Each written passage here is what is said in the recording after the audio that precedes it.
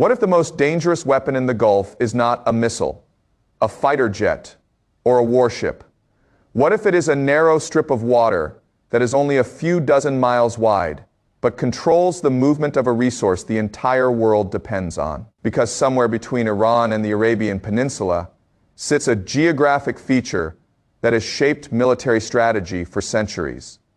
A place where a single decision can move oil prices, where a single attack can trigger global military deployments, where a small number of missiles can create consequences far beyond the battlefield. The Strait of Hormuz, on a satellite image. It looks almost insignificant. A thin blue passage connecting the Persian Gulf to the open ocean.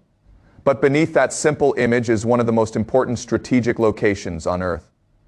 Every day, energy shipments move through this corridor. Tankers carrying oil and natural gas pass through waters surrounded by countries with competing interests. And protecting that flow has become one of the most persistent military challenges for the United States and its allies. But here is the contradiction. The Strait of Hormuz is geographically small, yet the consequences of losing control of it are enormous. And that is exactly why Iran has spent decades building a strategy around this narrow waterway, not by trying to match American military power, but by finding the one place where a smaller power can create pressure against a much larger one. The story begins with a simple question. Why would a country with a weaker navy and smaller air force focus so heavily on a piece of geography? The answer is because geography changes the rules of warfare.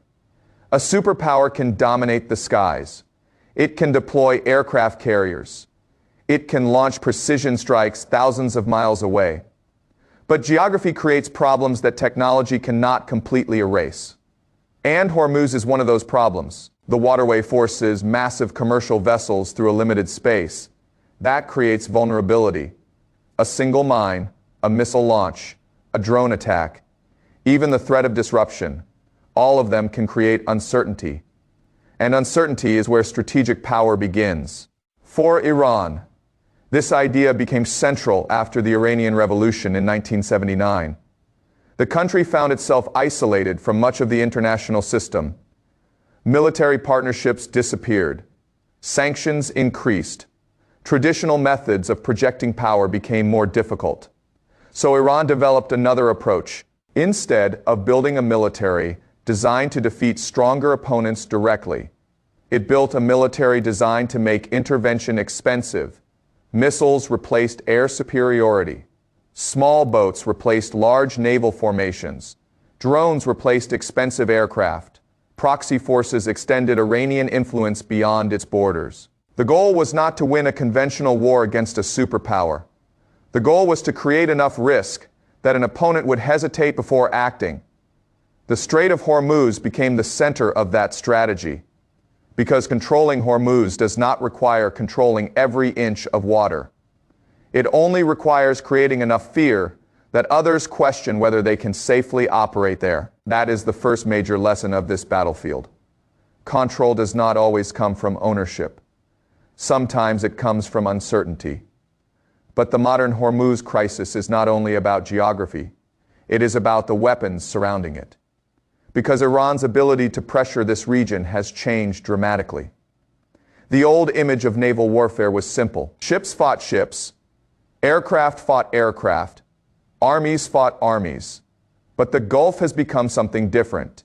A networked battlefield, from underground missile facilities to coastal radar stations, from drones flying over shipping lanes to satellites tracking movement. The real conflict is no longer limited to the water. The battlefield begins before anything launches. Far away from the coastline, engineers design missiles. Inside command centers, operators track ships. In financial markets thousands of miles away, traders watch every development. A military strike in the Gulf can become an economic event within minutes. And that is what makes Hormuz different from almost any other battlefield. A war there does not stay there. But the part most people miss is that Iran does not need to permanently close the Strait of Hormuz to gain strategic value. It only needs to make everyone believe closure is possible.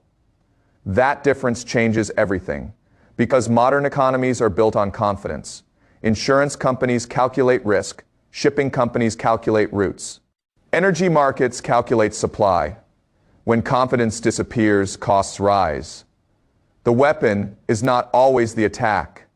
Sometimes the weapon is the fear of the attack.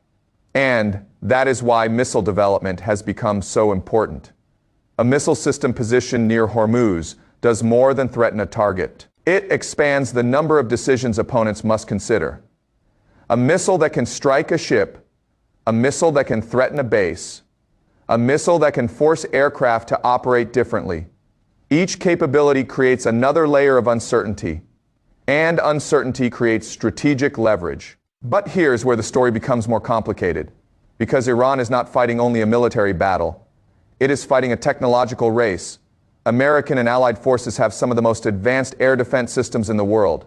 Patriot batteries, naval defense systems, advanced radar networks, aircraft capable of striking from long distances. So why continue investing in missiles? Because offense and defense are not equal. A defender must protect every possible target. An attacker only needs to create one successful opportunity. That imbalance is why missiles remain attractive. They allow a country with fewer resources to challenge a much stronger opponent. That is not the strategic calculation. The real question is, can Iran create enough uncertainty that the United States and its allies must spend enormous resources managing the threat? And this is where the Strait of Hormuz becomes more than a waterway. It becomes a pressure point, a place where military power, economic power, and political power collide. But recent escalation has revealed something even deeper. Because the visible conflict is only the surface. The missiles, the strikes, the naval movements, they are the images everyone sees. But underneath them is another battle. A battle over decision making, a battle over whether countries can maintain control when every action creates new risks. Everyone thinks this conflict is about ships and missiles. But the real question is what happens when a narrow waterway can influence the choices of entire nations. And that is the hidden battlefield waiting beneath the surface of the Gulf. Everyone thinks this battle is about controlling a narrow waterway. But the real battle is about controlling decisions under uncertainty. Because the Strait of Hormuz is not powerful because it is large. It is powerful because it connects everything. Energy, military strategy, global trade, political influence. A few miles of water can force countries thousands of miles away to change their behavior. That is the invisible battlefield. The physical battlefield is easy to see. Warships moving through the Gulf. Missiles positioned along the coastline. Aircraft launching from distant bases. But the deeper conflict happens inside command centers and government offices. A military commander asks, "How many forces must we deploy?" A shipping company asks. "Is this route still safe?" a government asks. How much economic pressure can we tolerate? The Strait of Hormuz becomes a weapon because it creates difficult choices. And difficult choices are where strategic power lives. The lesson here is that modern warfare is no longer only about destroying enemy assets. It is about shaping the decisions an opponent believes they can make. A missile does not always need to hit a target.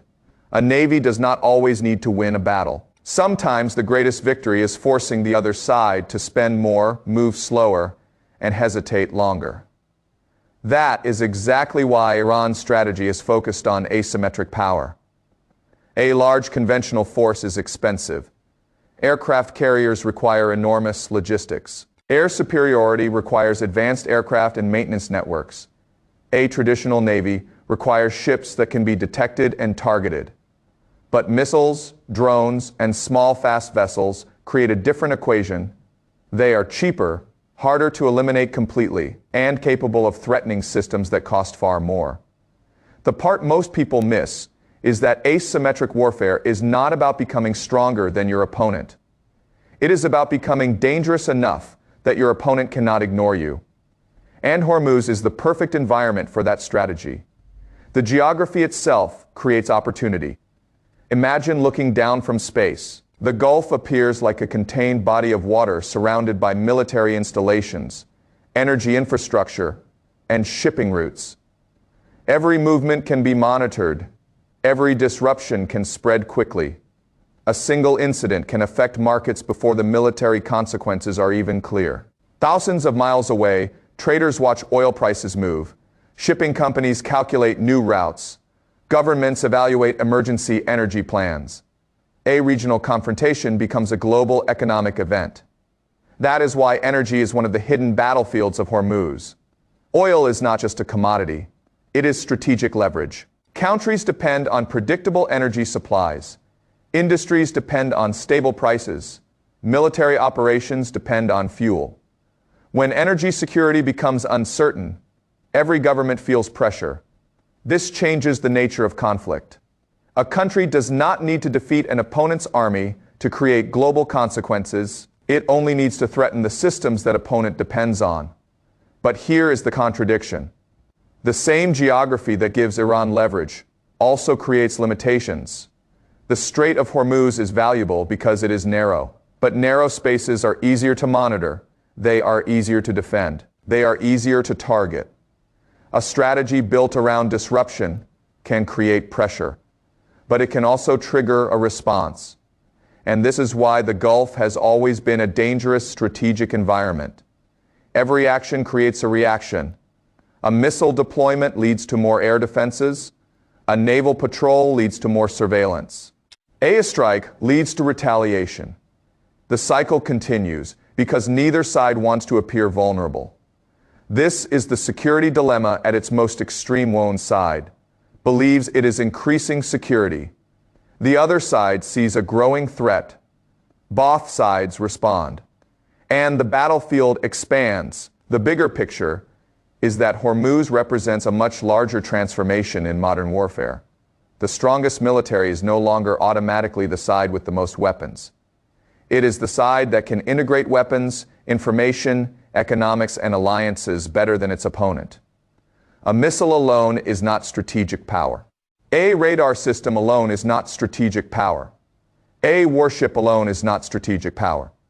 The real advantage comes from connecting them together. Sensors identify movement, common systems process information, weapons create options, political leaders decide how those options are used. The battlefield becomes a network, and whoever controls the network controls the tempo of the conflict. This is why technology has changed the meaning of naval warfare.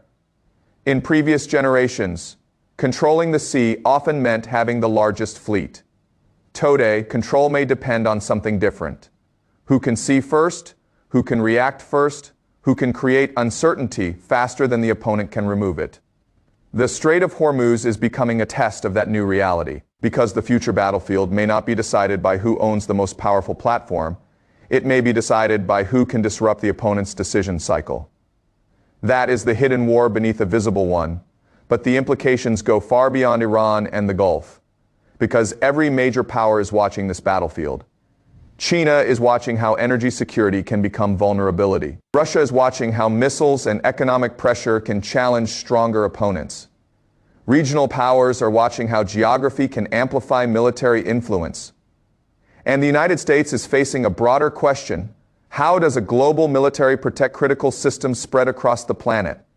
Because American power depends on movement, ships moving, aircraft moving, trade moving, energy moving.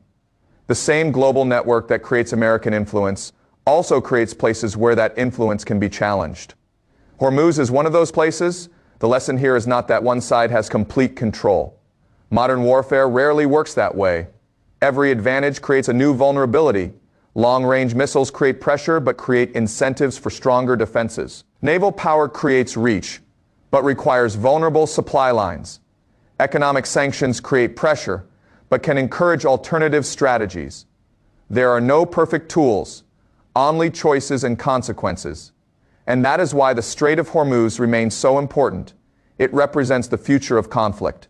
A battlefield where geography meets technology, where missiles influence markets, where military decisions create economic consequences, where a narrow waterway can force powerful nations to rethink how they use power. The question is no longer who controls the Strait of Hormuz. The real question is who can control the uncertainty surrounding it. Because in the wars of the future, victory may not belong only to the side with the strongest weapons. it may belong to the side that can create the most difficult decisions for everyone else. Do you think future conflicts will be won by controlling territory, or by controlling the choices an enemy is forced to make?